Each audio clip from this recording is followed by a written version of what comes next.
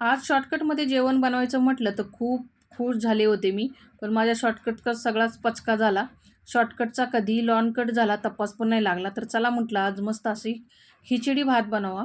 तर इथे बघा मी कुकरमध्ये तेल गरम करून घेतलं. जिरा, लसूण चांगला त्याच्यामध्ये परतून घेतला. नंतर हिरवी मिरची, कढीपत्ता, कांदा, टमाटर, शेंगदाणे, बटाटे मस्त असे परतून घेतले. गरम मसाला, धना पावडर, हळद, लाल तिखट टाकलं. कोथिंबीर टाकून चांगलं परतून घेतलं. स्वच्छ धुवून घेतलेले तांदूळ टाकले. पाणी टाकलं आणि मीठ टाकलं.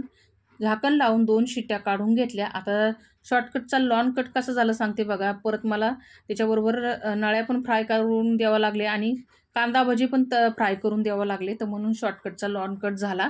तर इथं आपला खिचडी भात तयार झालेला आहे मंडळी. या तुम्ही पण खायला आणि आजचे 2 नावं आहेत आपले नम्रता देवकते आणि प्रियंका पवार. तर भेटूया पुढच्या व्हिडिओमध्ये. धन्यवाद.